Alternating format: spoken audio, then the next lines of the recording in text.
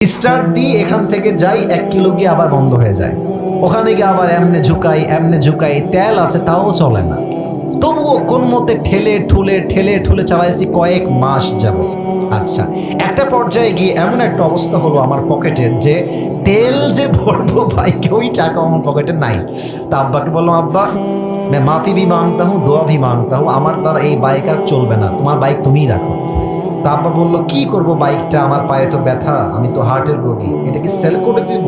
বললাম বিক্রি করে দাও, আমি এটা বিক্রি করে সাইকেল কিনবো, সাইকেলের চাইতে ভালো হবে আমার জন্য।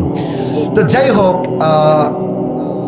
বাইকটা বিক্রি করব ভাব, মানে এটা এইভাবে কখনো আমি আগে কোনো মাহফিলে বলি নাই, এতটা ব্যাখ্যা দিয়ে বলি নাই, আজকে বলছি বাইকটা বিক্রি করে দিব অভাবের জন্য। বাট বিশ্বাস করেন সেই সময়টা প্রতিদিন তাহাজ্জুদ করতাম, প্রতিদিন আল্লাহকে বলতাম যে আল্লাহ তুমি আমাকে কবুল করো, আমার চেষ্টা কবুল করো। আর আমি দুইজনের ওয়াজ খুব বেশি শুনতাম, এক আজহারের ওয়াজ শুনতাম খুব বেশি, আর একজন আমি আল্লামা দেলোয়ার হোসেন সাঈদীর ওয়াজ খুব বেশি শুনতাম সেই সময়ের কথা। It has been 3 years or maybe 4 years back, 3 বা 4 বছর আগের কথা। তো হঠাৎ করে আমি একদিন জুমার খুতবা দিলাম, আমি আবার বলছি এই কথা কিন্তু আমি কখনো কোথাও আপনার শোনেন নাই, আমি আজকেই বলছি।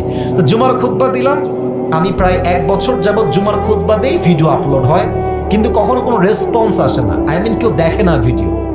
এই 10টা-20টা লাইক পড়ে, 2-1জন কমেন্ট করে মাশাআল্লাহ, আমি তাতেই খুশি, আলহামদুলিল্লাহ, 2-1জন দেখলে আমার জন্য এনাফ বা আমার খুশি কারণ হয়ে যাবে। তো আমার মনে আছে হঠাৎ করে একটা ভিডিও আপলোড হলো আমাকে নিয়ে, মাশাআল্লাহ ভিডিওর টপিক খুব ভালো ছিল, লাখ লাখ রিচ হয়ে গেল, একদিনেই মনে করেন যে 10-20 লাখ মানুষ দেখে ফেললো সেই ওয়াজটা। পরে মিডিয়ার থেকে আমাকে কল দেওয়া হলো যে আপনি জুমা পড়ান কোথায়, আমরা আপনার ভিডিও রেকর্ড করব।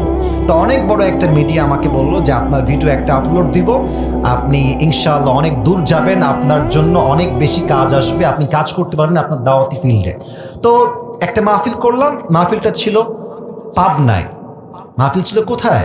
পাবনায়। তো পাবনায় গেলাম, আমি হলাম 3 নাম্বার বক্তা, দ্বিতীয় বক্তা না, 3 নাম্বার। তো আমাকে যখন ওয়াজে দেওয়া হলো, দ্বিতীয় বক্তা খুবই রাগ, আমার টাইমটা তাকে কেন দেওয়া হচ্ছে, ওকে তো দিয়ে কাজ হবে না, ওকে নামান, একে দিয়ে কাজ হবে না, এটা 3 বছর আগের কথা, বেশি না, 3 বা 4 বছর আগের কথা। তো আমি ওয়াজ শুরু করলাম, কি বলবো, নিজের কথা বলছি না বা এটা আল্লাহর রহমত বলছি বলতে পারেন, আমি আধা ঘন্টা ওয়াজ করেছি, প্রত্যেকটা যুবক, আমি নেমে গেছি ওরা উঠে গেছে, মানে এই হুজুরকে আমরা ছাড়বো না, নেমে গেলাম, সেটা আপলোড হলো ইউটিউবে। হঠাৎ করে একদিন আমার বাসা ছিল রাজশাহীতে, রাজশাহীর আমাদের মেইন শহরে বাসা, আমার আব্বা জুমার খতিব এবং আমার আব্বা একটা মাদ্রাসার প্রিন্সিপাল।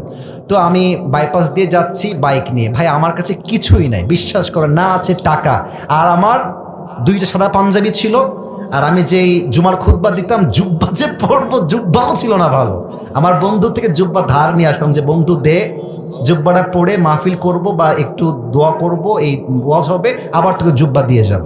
তো আমি এই অবস্থায় মাহফিলের জন্য বা রাস্তা দিয়ে হাঁটতেছি, তো হঠাৎ করে আমার কাছে একটা কল আসলো, বললো আপনি কি আবরারুল হক আসিফ বলছেন? এটা অনেক আগের কথা, আমার ক্যারিয়ার কিন্তু শুরু হয় না। বললাম জি ভাইয়া, আমি আবরারুল হক আসিফ বলছি, আপনি কে? তো বললো যে আমি অমুক জেলার থেকে বলছি, আপনার একটা মাহফিলের ডেট লাগবে। শুনে কলিজায় এত শান্তি লাগলো যে আলহামদুলিল্লাহ, আল্লাহ হয়তো আমার রাস্তা খুলতেছে, এই তো রাস্তা আমার খুলে যাচ্ছে। তা আমি একটু ভাব নিলাম, আমার কিন্তু ডেট মেট কিছুই নাই। বললাম ও আচ্ছা, ডেট নিবেন কবে, আমাকে তো দেখতে হবে ভাই। তো বলছে যে ভাই ডেটটা আমরা 2 মাস পরে নিব, যদি আপনি ডেট দেন তাহলে আমরা। ও তো ভাবছে মাশাআল্লাহ মিলিয়ন মিলিয়ন ভিউ, এ তো অনেক বড় বক্তা হবে রে ভাই। তো আমি একটু ভাবতাম, আমি বললাম ঠিক আছে, আমি ডায়েরি দেখে আপনাকে বলছি। আমার ডায়েরিতে কোনো ডেটই নাই। তো যাই হোক, পরে সে বললো যে ভাই ডেট কি আছে, ডেট কি হবে? আমি নিজেই, আমার তো ডেট লাগবে রে ভাই। আমি কল দিয়ে বললাম ভাই হ্যাঁ অমুক তারিখের ডেট হতে পারে, আপনি কি ডেটটা নেবেন? তো বলছে অবশ্যই নিব। তো বলছে যে ভাই আপনার হাদিয়া কত? আমি তো জীবনে হাদিয়াই নেই না, হাদিয়া কত বলবো।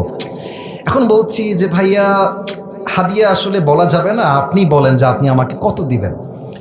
তো আমার বেতন কিন্তু ভাই মাত্র 3000 টাকা, এবং 3000 টাকা এত কম আমার জন্য, বাইকের তেল ভরতে আমার 3000 টাকা শেষ হয়ে যায়, খাবো কি আর পরবো কি।